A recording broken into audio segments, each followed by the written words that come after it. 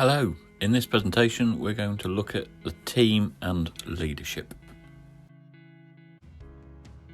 Let's start with this question. So, what is a team? Have a look at these two pictures. One is defined or described as a group. The other picture is defined or described as a team. Can you see the difference between the two? Take a look. Anything? Well, I'm sure you recognise they're both identical pictures. But what I'm going to do is draw from Humphrey's 1998 description or definition. So he would suggest that a group is a collection of individuals with their own thoughts and own objectives. So in the top picture, that's a group, and individually they have their own plans, which is to, you may just make out the bus stop. So they individually want to catch a bus, and they'll go about their everyday lives in their own individual ways.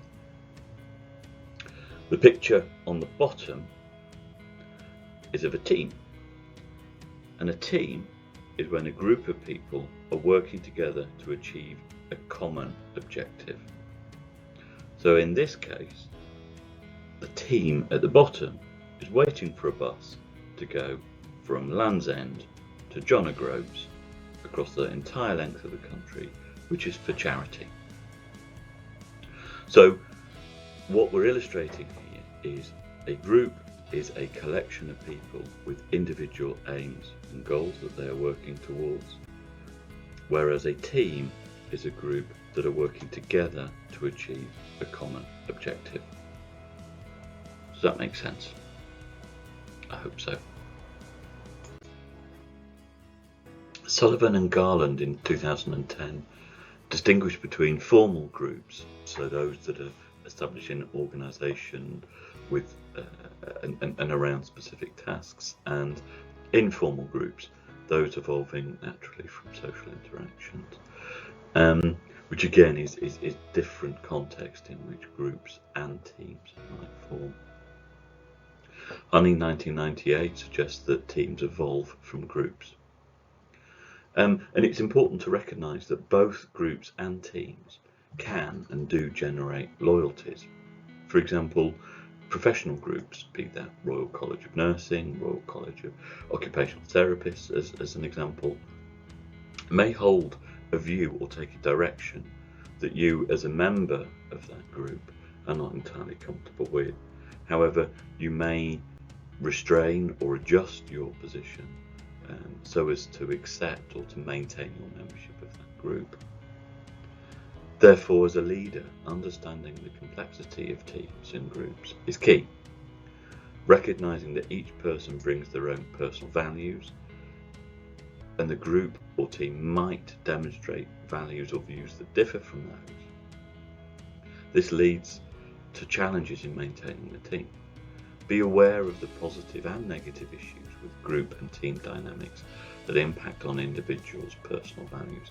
Be aware that groups and teams impact on personal values. That's not to say that impacting on it is wrong, it's just recognise that interaction. The term groups and teams are often used interchangeably within literature, which can create issues if, as you now know, so much is dependent on the prevailing context. Then being aware of the different drivers of a group as a collection of individuals as opposed to a team with a shared or common objective, this will and should influence your leadership approach. Sullivan and Garland in 2010 argue that not all work groups are teams. So let's take a look, let's test this idea out. Let's take a look at the screen. What I'd like us to think about is a general practitioner practice, a GP practice. So that's often made up of a range of staff from the general practitioner themselves, nurses, therapists, administration, maybe social work teams, district nursing. There's a whole range of different skills that are involved in that practice. But I'm picking out two particular types of staff in that GP practice. One is the general practitioner, so the trained doctors that deliver care in that practice and are often partners, the owners of the business as well. But let's look. The first group is the general practitioner. The second group of staff are practice administrators. And I'd just like you to think about both of those groups, general practitioners and practice administration. Are each of those a team or a group? Are the general practitioners a part of a team or a group? And are the practice administrators a member of a team or a group? What do you think? Let's start with the general practitioner. In terms of working and achieving the work, there might be, let's say, 3 or 4 individual general practitioner partners in the practice. And so they're definitely a group of GPs. But in terms of delivering their care to their own patients, they don't necessarily need to work together to be able to deliver that. GPs can deliver that in isolation. So in terms of delivering care to individual patients, then the GPs work as a group rather than as a team. But of course, as we're learning, the world isn't that straightforward. So as a overall practice, the GPs themselves may then work collectively as a team to achieve the outcomes for the practice and the practice population as a whole. So the GPs will have to work together with a common goal of supporting all of the patients that are registered against that practice. So on one level, the GPs will be working individually but share a common connection through working in the practice as a group. But in another setting, they may well be working specifically as a team.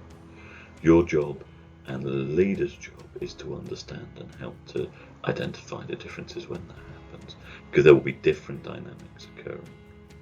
So similarly then, if we look at the practice administrators, achieving their work with a volume of telephone calls, of correspondence coming in and out of the GP practice, they do have to work together with a common goal of addressing and responding to that volume of work coming into the practice. Therefore, they do work together as a team. But again, there will also be situations when they are having individual particular roles that they need to undertake. And so all this is illustrating is the importance of recognising when people come together, are they coming together as a broad general group, or are they coming with a specific purpose or objective to achieve? And those two things can work alongside each other simultaneously, and your role as a leader is to find your way through that. The next clip you're going to see is just a light-hearted look at teamwork. There's nothing better than observing children to see real behaviours coming out, unfettered by the maturity of adults and that we put onto things. So this is pure and raw teamwork in action. But even in this informal and light-hearted clip, you will see issues of emergent leadership that we discussed previously.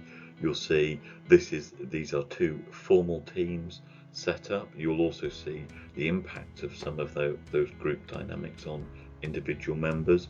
You'll see the importance of teamwork, and also you'll get a bit of an insight into some of the team roles out there. So just have a quick look at the video and see what you think. We're going to have a little competition.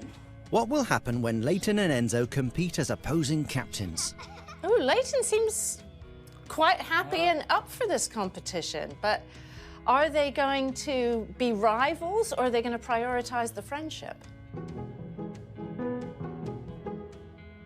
Are they potato rings? The children are about to have their first taste of a traditional cake, Lucamades, handmade locally in Ayia Napa. But they look exactly like potatoes. Ready and go. You need more glue at the bottom.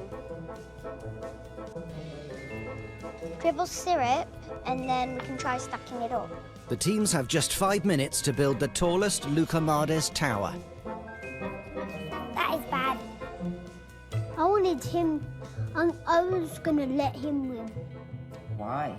Because he's my best friend. Try it in a circle. That's why it's all in a circle. You need a firm base. That's the first thing. And you need teamwork. You need to actually have a plan that everybody understands. This is gonna fail. We're not going to fail, guys. I was just sitting there doing nothing. Come on, Leighton, get helping. Don't let girls do it all for you. Sitting there, watching the girls doing all the hard work. What was the plan? Meanwhile, Enzo is getting stuck in. You could use those like supporting. Oh, yes. Good idea, boss. We saw that Jet called Enzo the boss, and that labeling really kind of forced Enzo into being much more of a leader, more dominant than perhaps he initially felt. We need more potatoes. They're not potatoes. They are Lucamatic. Are they French? It's Greek food. Oh, my mummy and daddy went to Greece once. We are in Greece. We're in Cyprus. Cyprus is in Greece, isn't it? But it's a country. He just sat there like a plum pudding. Oh, yeah. So my idea was not going to work. Well, look at that. We're actually gonna win. Stack it up, stack it up, stack it up. Put glue, stack it up, stack it up. Put some sugar, stack it up, stack it up. We're never gonna win.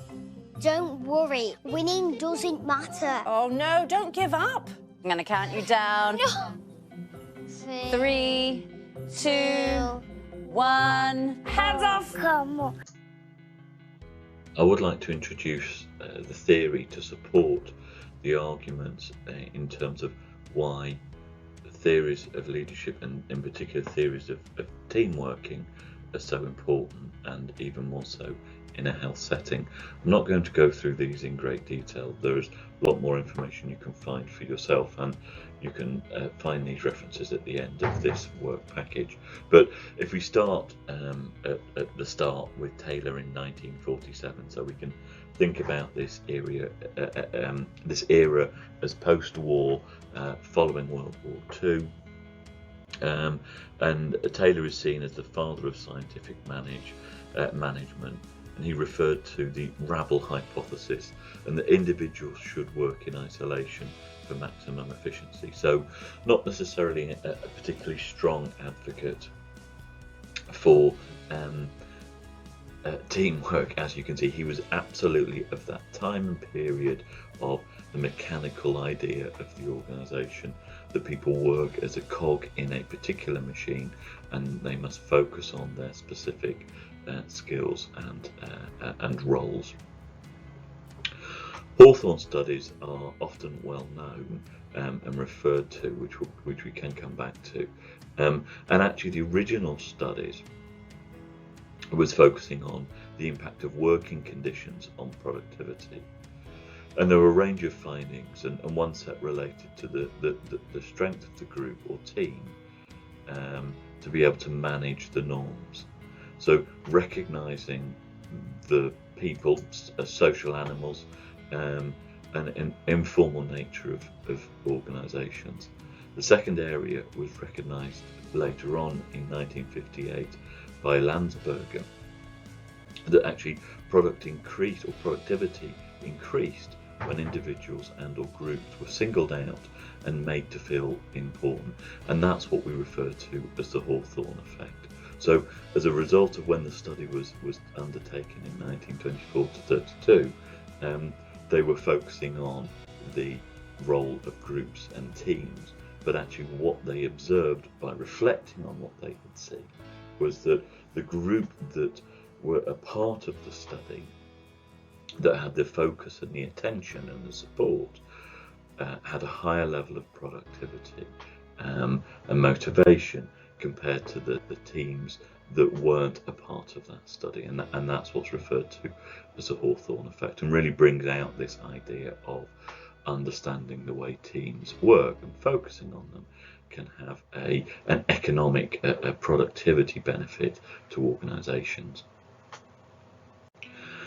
So that's fine from a traditional organisational sense, but if we move much more recently and to a healthcare setting, the West papers are really important in terms of their connecting effective teamwork to reducing mortality, to reducing death rates in terms of the provision of healthcare, and that, I think we'd all agree, is kind of important.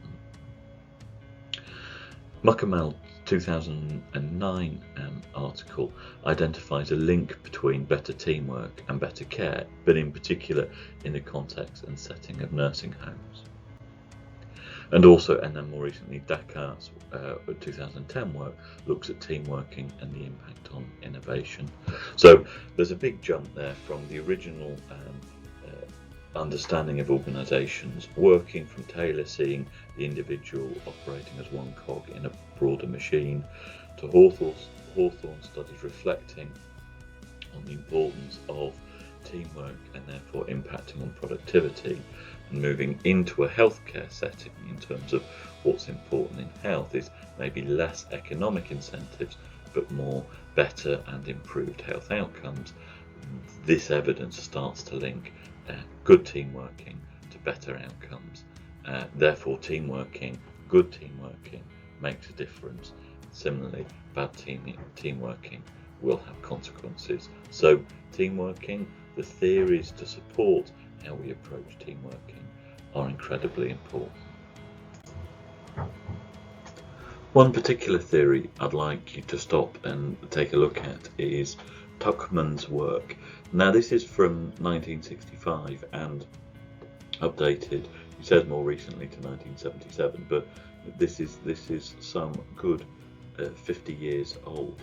But actually, it still resonates today in terms of the development of teams. And if you've not heard of it or are not familiar with it, I think understanding these four, and there's one fifth stage as well, we'll cover, are really important in terms of team development. So the four steps are forming, storming, norming, and performing. Helpful to be able to remember those. So the first one is the forming, which is when the team gets acquainted, they understand each other. You will have gone through this process when you met your work colleagues as a part of this module. You would have introduced yourselves and would have understood each other. The next stage is storming. So this is when you've started to understand each other, you're starting to look at the work, and the differences in approaches, difference in ideas, the differences in personalities now start to emerge. And this is where tension is placed in the team, that one person will be interested in working one way and another in a different way. And that is a natural and normal process. It's really important that you go through this process if you're to be an effective and well-performing team. What's important though is that you start to set ground rules at that time as to how you want to focus and how you want to work. And what's always important is to remember, because this is about team formation, what is the shared goal that you are working towards? What is the purpose of that team? Because actually having those difference of views is important and will help you achieve that. And celebrating those differences is important. But of course, at this stage, you need to set rules to help you become more effective. The third step now is the team's beginning to work, and they can start to see the goal, and you've got a pattern and way of working that helps you to achieve those outcomes. And at that point, then you enter the fourth stage, which is performing. So now you're working very well together, you're achieving the team objective. Now again, just reflecting a little bit, let's not take all of this theory on face value. If we go back to this idea of much of the management literature is often focused on giving you a sense of these neutral ideas that will help you change the world. This is a useful tool, and I would agree with it, but you could also take quite a critical view through this process. If we think about team working, in particular from the storming aspect, how or what power struggles occur within those relationships, what are the norms that might dominate, which language, which voices might dominate that, and could we actually be, through this process, be marginalising voices that are more important to the argument as a product of our history and our development. And as we've said, the development of norms is in essence a process for each of us giving up an aspect of our own personal values in order to fit with the objectives of the team. And there's a trade-off process that will be happening here. So this team formation process is not a straightforward process, but this tool is very useful for you thinking about at what stage might you be at in terms of moving towards that high-performing team. There is a fifth step that has been added to the Tuckman's model of team formation, and that is adjourning or mourning. And I think this is really important, in particular in healthcare settings, as many projects or teams are formed to deliver specific objectives. They work through their process, and many projects, and I'm sure you can think of examples of your own, tend to just carry on because they carry on, because we've always met. Or they might just casually fizzle out, as in the momentum or the project no longer has the strength that it perhaps once had when it was first started. And actually this stage of finishing the project is important, because in essence, if we go back to understanding our idea between what is a team and what is a group, if the purpose is now so unclear, the project is fizzling out, then actually this group of individuals are just that. They've become a group. Their shared purpose is no longer there. But if you're investing time and resources thinking you are a team to achieve an objective, then you're making choices about your time which you may not have. So recognizing that a team has come to its natural end is as important as the process of starting it, given the scarce resources and time that we often have. So that for me is an interesting fifth step of team dynamics. We've understood the complexity of teams, their purpose, alongside the way teams develop over time. And so we're going to move on into the detail of teams delivering change.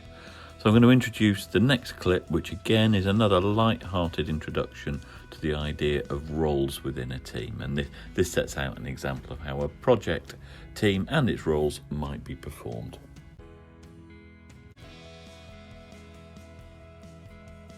I think there's only one thing we can do. What? Tell me I'm dying. Me and the boys take off, we break into your mom's house, and we steal her computer. Break into her house and steal the computer? Are you kidding me? It's freaking genius. You will reach your destination in 300 yards. Little does GPS lady know she is an accomplice to a crime. The woman has a heart condition. Think of it as a good deed. I never thought you'd be a bad influence on me, Whitaker. Oh, relax, fellas. This is going to be a piece of cake. The key is under a flower pot. We go in, we delete, we disappear. She doesn't have an alarm, right? Nope, she does not. What if there's like a password on the email? Then we take the computer. Drew said she'd buy her a new one, so it's a win-win. You will reach your destination in 100 yards. This is like an Ocean's movie. Ben's the old guy with the big glasses. His name is Elliot Gould. Yeah, and Jason, you're Clooney. Thank you. And I'll be Matt Damon, some kind of an outsider. Yeah, definitely. Who am I? You are Ben Affleck's brother. Well, why aren't I Brad Pitt? I think that's kind of self-explanatory.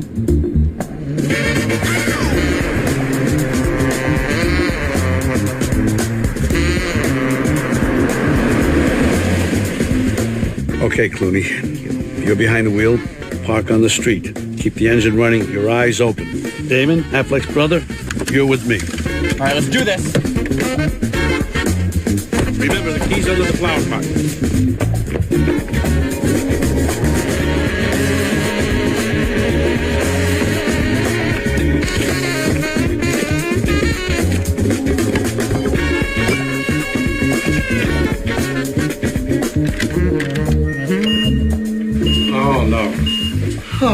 planned so far. Oh my God. Lewis, get Becky. Well, if we don't know the code, this is going to trip an alarm in 60 seconds. Becky, put Jules on.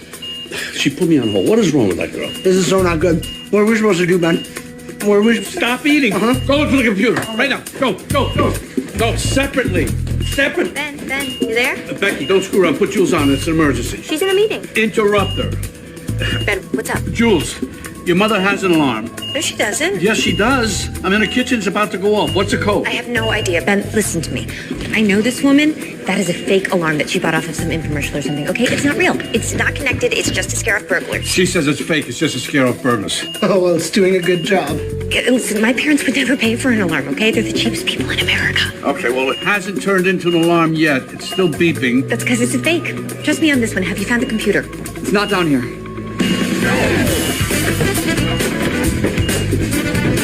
Lewis, come on there. Davis in there.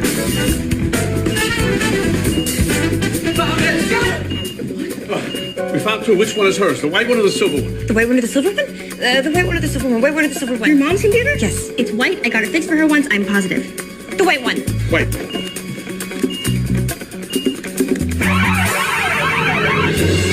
Oh my God. I knew there was no such thing as a fake alarm. We're gonna get arrested. I knew it. That's it. We're dead. Our fingerprints are all over this place. Ben, do you see the email? Not yet. Double time it, dude. Hey, let me. Found it. Why is my mother always such a raging bitch? Subject, she's a terrorist. Yes, delete it. Gone. Now for the trash. Got it. Davis, where'd you find this? On the bed right side. Which right side? Right side facing the bed. Oh my God. My life is over. I'm gonna be a felon and I have not committed a crime. Davis, pull it together. Can't you hear how far away that is? We got at least 30 seconds until they're here. How am I gonna explain this to my parents? Oh my God, my life is back. 20 seconds.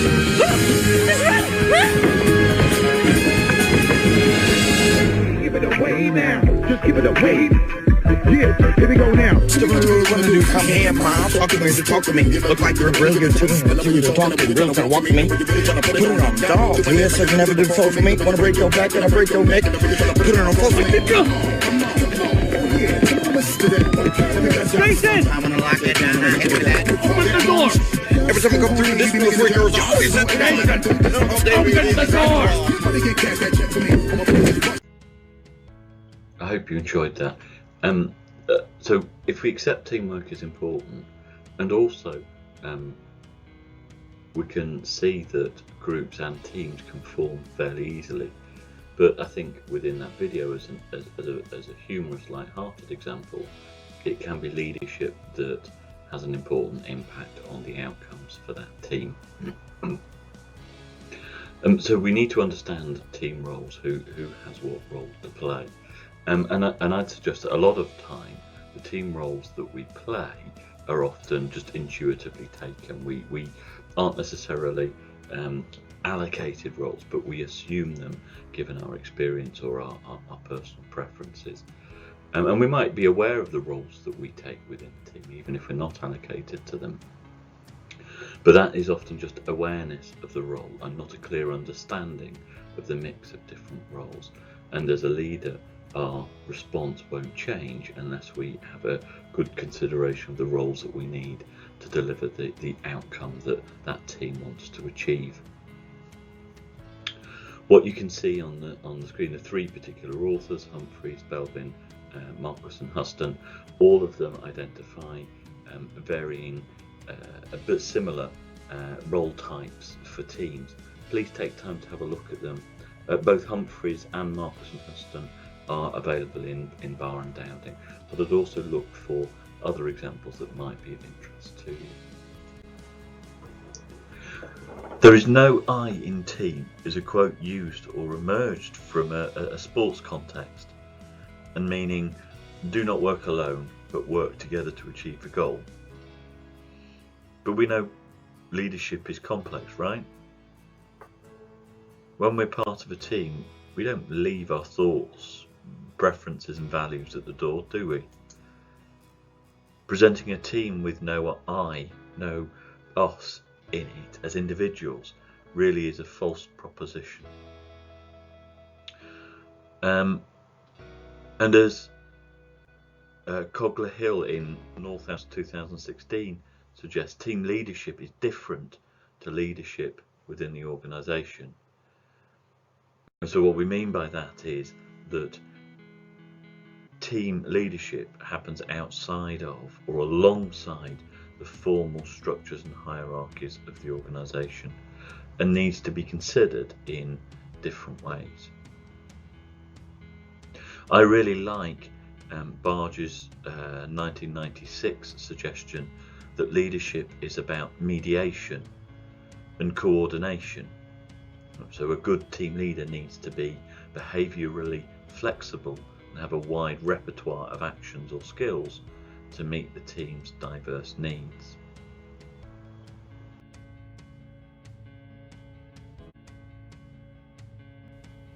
In this view of the team and leadership, the adage of there is no I in the team is incorrect. You are firmly in that team and are a part of it. You can use your MBTI profile to help you consider this further. Let me explain.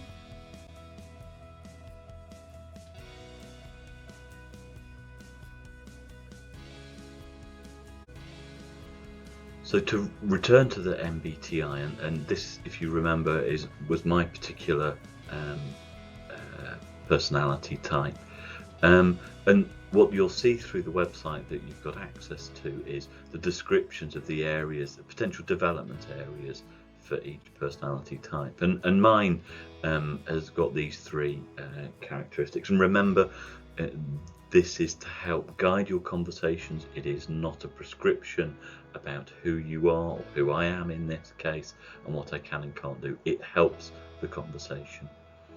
So within a team context, if I'm leading a team, for example, I need to consider these things. So I need to consider sharing my ideas early. So it is common, and I think it is fair to say, I will consider and think and reflect on things for too long inside my mind, and then I share this perfectly formed thing that means something to me, but probably doesn't always mean something to anyone else. And it's often too late at that point. So if I'm in a team, I might miss out on opportunities to gain the input of other team members. Another aspect is being comfortable with conflict. I generally aim to create positive environments, which may mean I'm less comfortable with conflict and may try and close down difficult conversation. And so I might need to learn to be and deal with and promote levels of conflict. And the final one is around look at the bottom line. So in my desire to want to coach support, I might actually take more time with the person, helping them achieve their outcomes, where actually in delivering the overall team or project goal, I might need to be more clear and upfront about what the problem is, rather than taking the time to teach. Now, I recognise and acknowledge some of those traits in myself, but they are by no means absolute. But it helps me to think about where I might want to develop. And what you can do is, understanding your team of the different personality types, you might then begin to see how you need to adapt, thinking about the conversations we've just had about theory, and to adapt your style to make things and the team work better. Leadership and the team is interesting. We've looked at the specific context of what makes a team, that is a shared goal, and how the difference between a team and the group is not always black and white, and especially in healthcare, where many people work closely together. We've seen the stages of how teams develop and the importance of and awareness of the different roles needed within teams. And finally, we looked at the importance of putting the person, that is you, back into the team discussion, recognising the complex relationships between members. So we can then turn back to the NHS leadership framework again. This places team at the heart of leadership in the 9 dimensions that are on the screen. And recognising the nature of work in healthcare, the framework suggests leaders promote teamwork and a feeling of pride by valuing individuals' contributions and ideas. This creates an atmosphere of staff engagement where desirable behaviour such as mutual respect, compassionate care and attention to detail are reinforced, all by all team members. So the leadership framework dimensions operate in the context of each other dimensions. So engaging the team is connected to inspiring the shared purpose or sharing the vision. So this illustrates that teamwork happens within a much broader context, and that's why I think the framework is helpful for understanding this. And that's available on the Core Site system as well.